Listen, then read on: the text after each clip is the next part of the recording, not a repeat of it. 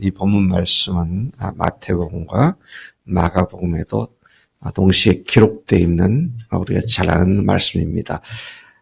베드로의 신앙 고백을 듣고 드디어 명시적으로 예수님께서 세상에 오신 목적과 그 목적을 성취하기 위하여 하실 일을 말씀하신 사건입니다. 참 아주 그 신약 성경 사복음서 중에서 예수님의 생애 중에 굉장히 중요하게 밑줄을 그어야 할 그런 중요한 사건입니다. 여기에서 예수님은 궁극적으로 세상에 오신 목적을 밝히셨고 그 목적을 성취하시기 위해서 당신이 죽으시고 부활하실 것을 말씀하신 아주 소중한 말씀인 것을 우리가 확인하게 됩니다. 18절에서 20절까지 우리가 이렇게 두 부분으로 나눠보면 21절까지는 예수님께서 자신의 정체에 대하여 제자들의 생각을 들으시고는 자신이 어떤 그리스도인인지, 베드로가 주는 하나님의 그리스도신이다 그랬는데, 근데 베드로가 말한 그리스도와 예수님이 당신이 그리스도라고 하는 개념이 달랐습니다. 그가 그리스도라는 말은 정답을 했기 때문에 칭찬을 하셨지만 마태복음에 보면, 그런데 그리스도에 대한 개념이 달랐습니다. 그래서 이 말씀, 오늘 말씀 중에서 그가 잘못 알고 있는 그리스도에 대한 개념을 고쳐주시는 말씀을 하고 계시는 것을 보게 됩니다. 또 23절부터 27절까지는 예수님을 따르려면 절대 조건이 뭐다. 이렇게 하지 않으면 절대로 나를 따를 수 없다. 절대 조건, 예수님을 따르는 자들에게 요청되는 절대 조건을 말씀하시면서 그 다음에 그들 중에, 너희들 중에 죽기 전에 하나님 나라를 볼 자도 있다. 내가 아버지의 영광으로 함께 나타날 것을 너희들 볼 자들도 있다. 이렇게 말씀을 하신 내용이 나옵니다. 자, 18절부터 22절까지를 좀 더 다시 돌아가서 보면 예수님께서는 예수님과 함께 따로 기도하는 시간을 갖고 계셨습니다. 제자들과 함께 따로 기도하는 시간을 갖고 있었습니다. 어제 우리 말씀 보니까 12명의 제자들이 파송되어서 각 곳을 돌아다니다가 돌아와서 예수님께 가서 일을 했더니 이런 일이 있었습니다. 보고를 드렸죠. 그러니까 주님께서 그들을 데리고 따로 한적한 곳으로 가셨는데 그 말은 제자들을 쉬게 하기 위해서 가셨다. 그런 말이에요. 거기까지 남자만 5,000명 이상의 거대한 무리가 쫓아왔고 그래서 거기에서 말씀도 가르치고 병자도 고치시고 그리고는 오병이의 역사를 행하신 것이 어제 보았던 말씀입니다. 근데 지금 예수님께서는 지금 어디에 계시느냐 하면 가이사랴 빌립보 지방에 따로 가신 겁니다. 가이사랴 빌립보는 여러분 갈릴리 호수의 북서쪽 끝에 있는 도시가 가버나움입니다. 예수님이 가버나움에서 그 일을 하셨죠. 오병이어의 역사를 가버나움 바로 그 호숫가 언덕에서 하셨습니다. 그리고 거기에서 제가 정확한 킬로수는 모르겠는데 북쪽으로 이스라엘 12지파가 살던 경계선 가까이까지 북쪽으로 올라갑니다. 거기에 이제 요단강의 발원지가 나오는데요. 그쪽에서 약간 동북쪽으로 가면 가이사랴 빌립보라는 지방이 나옵니다. 거기에 지금 가 계신 거예요. 거기는 이방 지역입니다. 그러니까 많은 무리들을 지금 피해서 주님께서 제자들을 쉬게 하시기 위해서 올라가셨구나. 그 사실을 우리가 추측해 볼 수 있는데 거기에서 주님께서 말씀을 하시는 내용이죠. 네. 주님은 제자들에게 먼저 사람들이 나를 누구라 그러더냐. 그러니까 제자들이 답을 합니다. 어떤 사람들은 침례연이라고 합니다. 어떤 사람은 엘리야라고 그럽니다. 어떤 사람은 옛 선지 중에 한 사람이 살아났다고 그럽니다. 어제 들어본 말씀 아니에요? 어제 헤롯 왕이 예수님 얘기를 들으니까 거기 왕궁에 있던 사람들이 10년에 다시 살아났다고. 엘리야라고. 선지자의 한 사람이라고. 자, 이건 뭘 얘기하는 겁니까? 같은 구장에 두 번씩이나 예수님에 대한 당시 사람들의 개념을 얘기하고 있잖아요. 당시 사람들이 그 놀라운 일을 행하신 예수님을 어떤 분으로 이해했느냐를 잘 드러내고 있는 거지 않습니까? 그래도 이렇게 해도 누구도 하나님이라는 생각은 꿈에도 생각 못하는 거예요. 네? 엘리야가 누굽니까? 메시아가 오시기 전에 보낼 그 길을 평탄케 할 그 메시아가 엘리야인데 그분이다. 그 정도까지는 갔지만 그분이 하나님이다. 여기까지는 못 가는 겁니다. 그런데 다시 예수님께 제자들에게 물으시니까 하나님의 그리스도신이다. 베드로가 그렇게 말을 하니까 예수님께서 그 다음에 말씀이 굉장히 중요합니다. 마태복음 16장에서는 예수님께서 칭찬하시죠. 바요나 시모나 이것을 내게 알게 한 것은 혈과 육이 아니라 아버지께서 알게 하셨다. 네가 정답을 말했다. 그러셨잖아요. 네 이름이 이제 베드로라 할 거다. 내가 천국 열쇠 내게 맡긴다. 그렇게 말씀하시죠. 지옥 권세가 이기지 못한다. 그렇게도 말씀하셨고. 근데 그 말씀도 음미해 보면은요, 나는 너희들이 기대하는 경제적, 정치적 메시아가 아니야. 하나님 나라를 완성시킬. 그래서 마태복음 5장, 16장에서는 내가 이 반석 위에 내 교회를 세울 거다. 세상에 오신 목적을 예수님께서 명시적으로 말씀하신 것이 나는 교회를 세우기 위해서 왔다. 교회가 뭡니까? 하나님 나라입니다. 하나님께 절대 주권을 인정하고 주님의 말씀에 따라서 순종하는 그런 교회, 그런 나라를 세우기 위해서 왔다. 여러분 오늘날 기독교 신학자들도 목자들도 그렇고 많은 사람들이 그 정의와 평화가 이게 하나님 나라다. 개떡 같은 소리입니다. 예. 똑같이 인본주의들 똑같이 얘기해요. 평화와 정의와 공의를 위해서 이렇게 하잖아요. 그런 말 아니에요. 하나님 나라는 교회입니다. 정확하게 말하면 그거예요. 왜? 하나님 통치가 이루어지는 곳이니까. 근데 교회 바깥에 무슨 하나님의 통치가 이루어져요? 다 자기가 주인 돼 있는데. 네, 참 이게 보통 문제가 아닙니다. 제가 어제도 새로 우리 교회 나오신 김영재 역시 너분신 분 한 2시간 이상 정도 같이 깊이 교제를 했습니다. 참 어려움을 많이 겪고 계시더라고요. 근데 그 어려움의 원인이 뭐냐? 다 자기가 주인 돼서 그래요. 주변 사람도 주인 돼 있고 당신도 주인 돼 있고 제가 정면으로 그 얘기를 했어요.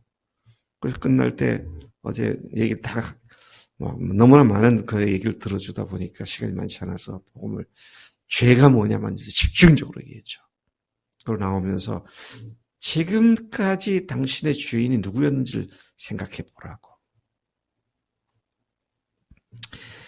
자, 주님께서 통치하시는 것이 바로 하나님 나라인데 주님께서 말씀하신 것은 그 교회를 세우기 위해서 왔다. 그런데 교회를 세우는 내가 그 일을 위해서 어떻게 될 거냐? 먼저 내가 장로들과 대제사장들에게 고난을 당하고 죽임을 당할 거다. 그리고 사흘 만에 다시 살아날 거다. 지금 보니까 이게 그 말씀이더라고요. 너희들이 나를 잘못 알고 있어. 네, 그리스도 맞아. 근데 그런 그리스도가 아니야. 이렇게 밝히 말씀하시는 것을 보게 되는 것이죠. 예수께서는 제자들에게 그 말씀을 하시고 또 그다음에는 이 말을 아무에게도 말하지 말라고 명하셨습니다. 때가 이를 때까지 그분이 하실 일을 방해받지 않기 위해서 가는 곳마다 사람들이 병 고침을 받고 쫓아오려고 하면 따라오지 마라. 더 조용히 해라. 그냥 가족들에게 가서 네 자신을 보이고 제사장한테 가서 내가 확증을 얻어라. 그렇게 얘기하셨고 아직도 주님의 때가 이르지 않았으니까 여기서 같은 말씀을 하시는 겁니다. 자, 조금 전에 말씀드린 것처럼 마태복음에서 또 마가복음에서 그리고 오늘 이 누가복음에서 말씀하신 걸 보면 제자들이 비록 정답을 베드로가 얘기했지만 그 정답이 갖는 의미는 전혀 다른 의미의 그리스도다. 이 사실을 말씀하고 있는 것을 봅니다. 오늘도 마찬가지 아닙니까? 많은 사람들이 예수님이 구세주십니다. 또 주님이십니다. 그런데 그 구세주라는 말과 주님이라는 말이 무슨 의미를 갖고 다 얘기를 한 건가? 이거 분명히 우리가 제대로 가르치고 바로 믿게 해야 합니다. 이런 면에 구멍이 너무 많이 나 있는 거예요. 정말 안타깝습니다. 네. 30년, 제가 어제 들어보니까 한 30여 년 이상 교회를 다니는 분이에요. 근데 그게 안 돼 있어요. 참, 어쩌다가 현대 복음이 이런 식으로 망가져 버렸는가. 하여튼 참 주님 앞에서 안타깝고 답답한 그런 심정을 갖지 않을 수가 없습니다. 주님께서는 주님을 따르려면, 특히 부활하신 예수님을 따르려면, 여기서는 부활의 말이 안 나왔지만 죽은 뒤에 부활하시겠다 그랬으니까, 그리고 하신 말씀이니까 부활하신 예수님을 따르려면 반드시 원전 선행 조건이 충족돼야 한다. 그게 뭡니까? 23절에 아무든지 나를 따라오려거든 자기를 부인하고 날마다 제 십자가를 지고 나를 따를 것이니라. 여기 두 가지가 나오죠. 자기를 부인하는 것하고 그 다음에 부인을 했으면 날마다 자기 십자가를 지고 쫓는 것. 한번 물어보십시다. 누구한테 물어볼까? 누구한테 물어볼까? 내가 만만한 게 다은이야. 다은이는 자기를 부인했어? 아, 그렇지. 어떻게 부인했어? 내가 예수님과 함께 죽었습니다. 그지? 그거 자기 부인이에요. It is no longer I. 더 이상 나는 아닙니다. 이제는 내 안에 그리스도께서 하셨습니다. 그게 주님 앞에 자기를 부인하는 거잖아요. 그 다음에 날마다 제 십자가를 지고 또 자기가 주인 되려고 하는 것 맨날 주님 앞에 복종시켜서 주님이 주인 되심을 날마다 고백하고 사는 것. 네. 우리 현준이 그렇게 살지? 네. 그게 안 돼서 회개하고 또 다시 또 새로워지고 그러면서 점점 성장해 가는 우리가 되는 것을 보게 됩니다. 주님을 따르는 사람들은 그래서 이제 주님께서 계속하신 말씀 24절에 누구든지 제 목숨을 구원하고자 하면 잃을 것이요 누구든지 나를 위해 제 목숨을 잃으려면 구원하리라. 이게 패러독스칼한 완전히 역설적 진리죠. 잃으려면 찾게 되고 찾으려면 잃게 된다. 아주 대조적으로 그렇게 말을 하죠. 내가 안 죽고 다시 살아나는 이유가 뭡니까? 내가 찾으려고 내 것 찾으려고.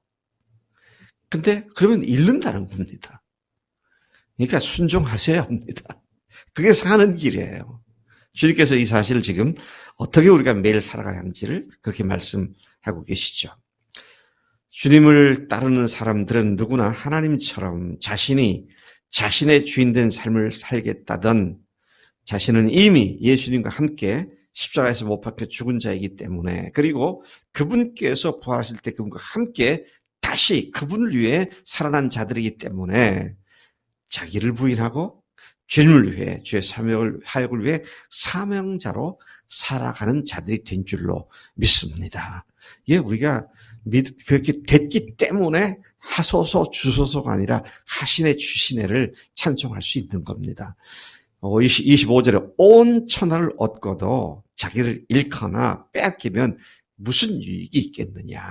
26절 믿는 사람들 중 누구든지 나와 내 말을 부끄러워하면 나도 아버지와 거룩한 천사들의 영광으로 재림할 때 그런 사람을 부끄러워할 것이다.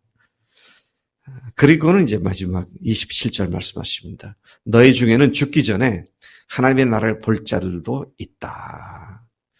참 여기에 대해서 여러 사람들의 구구한 이론들이 있습니다.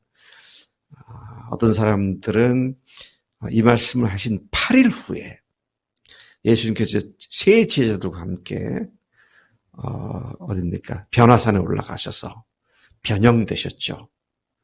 그래서 바로 그거를 얘기하는 거다. 그렇게 말하는 사람들도 있고요. 또 어떤 사람들은 예수님이 죽으시고 부활하셨을 때 그때를 말하는 거다. 그렇게 말하는 사람도 있고요. 또 어떤 사람은 재림할 때를 말하는 거다. 근데 재림할 때 말하는데 여기 있는 너희 중에서 나를 볼 거다. 그건 말이 안 맞잖아요. 그래서 첫 번째나 두 번째가 맞겠다. 근데 첫 번째는 천사가 나타나지 않습니다. 근데 두 번째는 천사가 나타나요. 그래서 예수님이 죽으시고 부활하셔서 제자들도 이분이 하나님이시구나 고백을 하게 되잖아요. 그 상황을 말씀하실 것이 아니겠는가 그런 생각을 하는데 어쨌든 분명한 건 예수님이 하나님이심을 분명히 드러내셨죠. 오늘 우리는 그렇게 드러내신 예수님을 큰 기쁨과 즐거움으로 주님으로 모시고 살아가는 이 복된 자리에 있다는 것이 너무도 감사합니다. 예수님께서 그날 제자들에게 살포시 가슴을 열어 제쳐주시고 내가 교회를 세우기 위해서 왔다. 그리고 그 일을 위해서 내가 죽고 사흘 만에 부활할 거다. 자, 이것이 마지막까지 예수님의 사역의 모티브가 되어서 이 일을 이루시기 위해서 한눈 팔지 않고 집중하신 주님의 모습을 우리가 배우게 됩니다. 우리도 주님의 교회를 섬기고 세움을 통하여 주님의 그 사역의 동력자로서 동참해서 주님의 영광을 드러내려 귀히 쓰임받는 매일 매순간의 삶이 되고 우리 교회가 되기를 축복합니다. 하나님 아버지 감사합니다. 저희들에게 하늘 비밀을 가르쳐 주시고 예수님의 죽으심과 부활이 어떻게 그 일을 가능하게 하셨는지 또 우리를 어떻게 주님의 사역자, 동력자가 되게 하셨는지 참으로 엄청난 비밀을 주님께서 제자들에게 가르쳐 주셨고 저희들에게도 확연하게 다시 알려주신 것 감사합니다. 하나님, 우리 인생의 최대의 초점이 이것이라면 여기에 집중하게 하시고 언제라도 주님 때문에 부끄러워하지 않고 주님을 자랑하고 증거하는 매일의 삶이 되도록 우리를 인도하신 줄로 믿습니다. 매일 매순간 날마다 자기를 죽이고 자기가 죽은 사실을 고백하고 주님만 내 속에서 살아 역사하실 때 순종하는 우리의 삶이 되도록 인도하실 줄로 믿습니다. 감사하고 예수님의 이름으로 기도드렸사옵나이다. 아멘. 아멘.